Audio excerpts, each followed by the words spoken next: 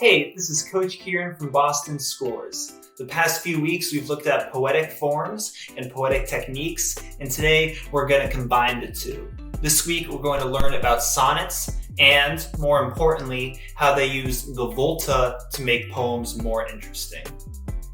So first, let's talk about what a sonnet is. A sonnet is a 14-line poem that usually has a rhyme scheme and a rhythm. William Shakespeare wrote a ton of sonnets, and they're still used today to tell short but effective stories. One of the ways they're able to do that is with a volta. Volta is the Italian word for turn, and in a poem, the volta is when a poem changes.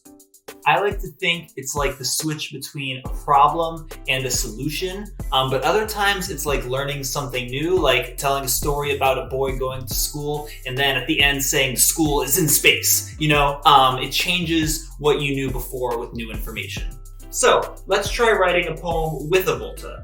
If you're trying at home, you can even make your poem 14 lines long like a sonnet too, but mine is just going to be nice and quick for this video.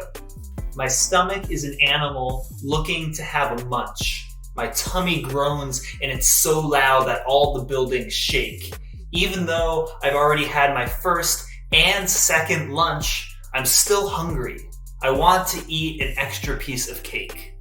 The volta in this poem comes when I tell you that I've already eaten. It changes the poem from seeming like I hadn't eaten anything at all into telling you I've already eaten a ton and I just want more. Coach Ive was also working on writing sonnets and voltas, so let's hear from her and see what she has to say. Esta semana vamos a escribir un soneto. Un soneto es un poema de 14 líneas que generalmente tiene un esquema de rima y un ritmo.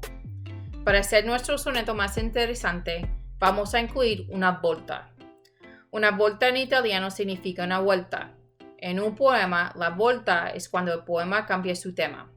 Por ejemplo, las aguas azules y claras, el sol tocando mi cara, olas que suben y bajan y te marean, pasando un verano sin la escuela y tarea, cogiendo, saltando, gritando afuera, jugando fútbol de cualquier manera.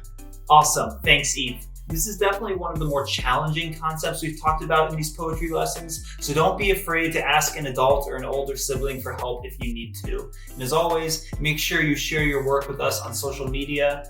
I'm really looking forward to seeing your sonnets and your voltas in the coming days. Thanks so much, and I'll see you next week.